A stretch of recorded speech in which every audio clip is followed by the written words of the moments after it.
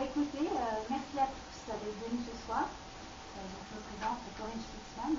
Je suis consultante en animation de l'habitation et formatrice aussi sur l'énergie du feng shui et du temps présent. Je pense que tous ici, vous êtes venus pour une raison spécifique de chercher le bien-être dans l'habitation. Et c'est aussi faire la santé de la maison parce qu'on s'intéresse souvent à soi-même, à être en bonne santé. Et la maison aussi, c'est important. Quelle est une bonne santé. Donc on va voir tout ça, comment pouvoir réguler les énergies. Je vais vous faire une présentation, ça ne sera pas un cours. Il y aura peut-être des moments où vous aurez envie de comprendre un peu plus, ce qui est normal. Donc c'est sûr que je vous donnerai des exemples clés, mais je ne pourrai pas non plus vous expliquer en détail certaines choses et une manière d'harmoniser une pièce complète. Hein. Donc vous allez avoir une approche globale du feng shui du temps présent et de ce bel enseignement.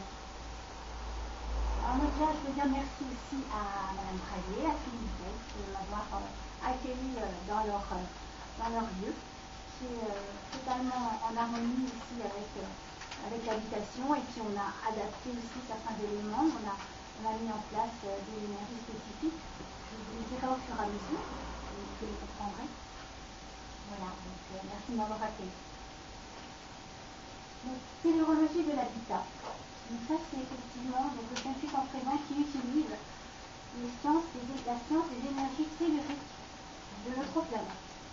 Donc on va beaucoup parler des énergies sous la Terre, donc qui viennent du noyau de la Terre et qui, par l'influence de différents règnes minéral, végétal, animal et humain, donc on va pouvoir mettre en place tel et tel élément dans la maison. Je vais passer un petit là. Vraiment, je vous présente mon mari aussi, qui est là où il est.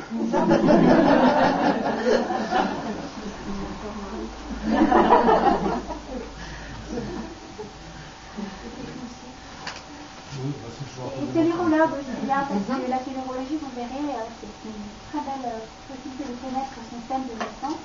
Et il a été, c'est-à-dire le technicien pour mettre en place une roue télérologique comme l'astrologie. Hein. Il a fallu amener des gens informaticiens pour mettre tous les chiffres dans une machine pour que quand on rentre une date, hop, les choses se mettent en place. Donc c'est lui qui a participé à l'élaboration de la plus d'une dizaine d'années. Bon, on va nous faire un peu. Voilà. Alors nous allons voir dans un premier temps les bases du feng shui temps présent, bien sûr, avec la présentation de la tellurologie, le pakwa, qui est une roue, vous allez comprendre, le cycle des éléments, c'est le cycle des éléments, les 6 animaux symboliques du temps présent. Est-ce que certains d'entre vous connaissent le feng shui traditionnel? Ils découvrent totalement le feng shui, un petit peu, bon c'est très bien. Donc on va pas aborder le sujet. Je sais que Mme Braillet connaît très bien le feng shui traditionnel. Ça vient peut-être pas, mais oui. Voilà. Donc, en résumé, nous sommes sur les énergies du temps présent. Donc il faut savoir qu'à peu près depuis l'ère du Verseau, donc depuis 1990, au niveau planétaire, il y a un changement au niveau du cycle qui s'est passé. Et donc le cycle a changé. Tout ce qui était, on va dire, feu est devenu eau, tout ce qui est devenu eau est devenu feu. Hein. En gros, c'est ça. Et ce qui est en plus important, c'est que les énergies avant venaient du ciel vers la terre. Et là, on passe les énergies de la terre à travers notre corps vers le ciel. Hein. Donc ça, on est sur des énergies de remontée, la remontée du cycle. Avant, c'était des énergies de descente pour conscientialiser et expérimenter la vie. Maintenant, on va redonner ces énergies-là vers sa source avec ce feng shui-là. Je vous ai résumé le grand changement. Et la tellurologie est le plus qui va permettre ces énergies telluriques de s'exprimer totalement dans l'exercice. Voilà. Donc, on va voir aussi un exemple de thème tellurologique de naissance d'une personne. On verra si on a le temps après, à la fin de la conférence, de faire certains thèmes de certaines personnes, si c'est là certains qui connaissent leur heure. L'erreur de naissance, de façon ça originale. Méthode et application, donc ça va être par quels moyens, les outils qui sont nécessaires pour pouvoir harmoniser l'habitation. Le pakwa sur la propriété, donc bien sûr, on ouvre un cas pratique, il y a un plan, donc il y aura une roue bien précise avec des délimitations, des segments, par des orientations nord, sud, est, ouest. Donc ça, vous allez comprendre au fur et à mesure. Et il y a aussi surtout des illustrations, de belles images, que vous ressentiez une ambiance par les couleurs, mais par les formes. Si c'est plutôt une ambiance feu, une ambiance eau, une ambiance terre, air, vous allez capter par l'illustration. Après, on va parler aussi du transférateur énergétique qui se trouve là. Donc, c'est un moyen d'épurer la pièce et la maison. Les pierres semi-précieuses, puisqu'on est dans le tellurisme, donc le minéral a son importance. Le minéral, c'est un messager, c'est le message de la planète, en fait. Le minéral a capté au niveau du noyau de la Terre certaines énergies. Vous avez des pierres qui ont besoin d'un élément eau à côté, vous avez des pierres qui vont être plus volcaniques. Donc en fonction de là, on a sélectionné les pierres les plus vibratoires, qui vibrent sur l'eau, sur le feu, sur la terre, sur rien. Ça, vous les verrez aussi. Ce sera important de les positionner, de les placer aussi dans les pièces spécifiques. Salle de bain, salle de champ. Mais évitez de faire un amalgame de plein de pierres. Ça raconte beaucoup les pierres, ça parle beaucoup entre elles. Et après, elles s'entendent plus, on va dire, quelque part. Ouais, de ça. Et puis, bien sûr, à la fin j'ai la possibilité d'aller plus loin, de découvrir un mal feng shui par une formation, donc sur 2 week-ends, on en parlera aussi. Et si vous souhaitez faire une consultation, un domicile, on en parlera plus tard.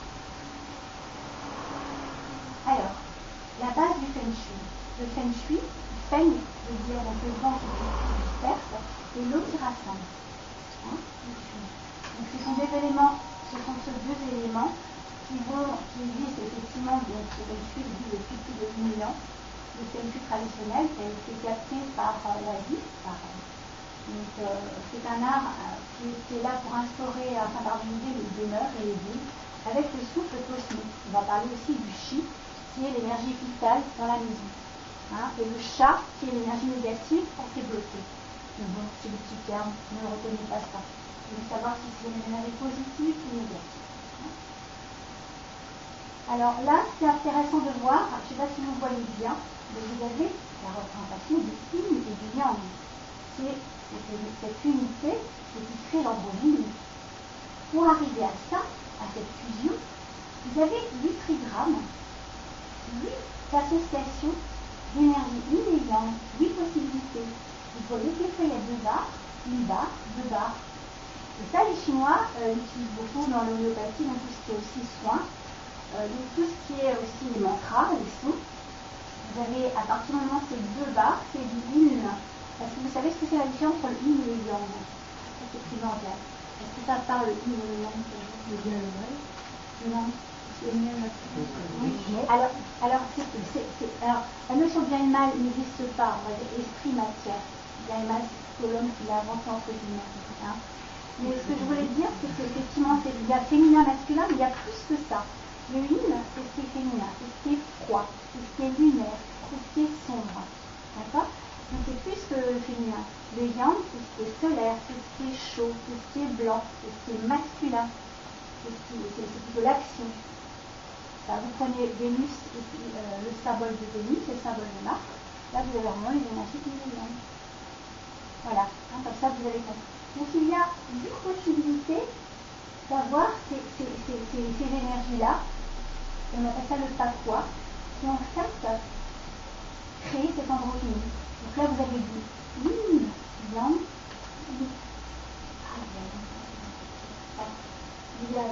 alors normalement, ça c'est blanc, je ne sais pas pourquoi, mais j'ai un bug. Donc, c'est pas grave. Donc là vous avez 3 barres. Une seule barre, c'est yang. Quand c'est 2 barres, c'est yin. Donc là, vous avez 3 associations de yang, c'est très yang, d'accord? À l'opposé, vous avez quoi ici? À l'opposé, que du yin, d'accord? Donc là, vous avez le feu, et là, vous avez l'eau. L'élément feu et l'élément eau. On y reviendra. Après, il y a 2 possibilités, mais c'est 8 associations qui ne se ressemblent pas. Alors, l'important par rapport à ce feng shui en présent, c'est qu'il y a ce 6e élément qui relie tout, c'est la trame. La trame, c'est un tissu invisible qui relie tout ce qui est vivant.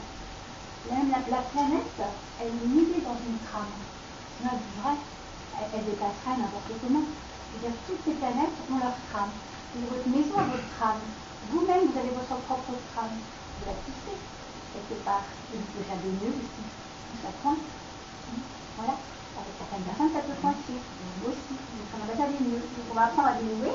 Pareil dans l'habitation. Pour que la trame soit plus fluide possible, plus lisse, et qu'il n'y ait pas de nœuds. Hein, donc, c'est vraiment.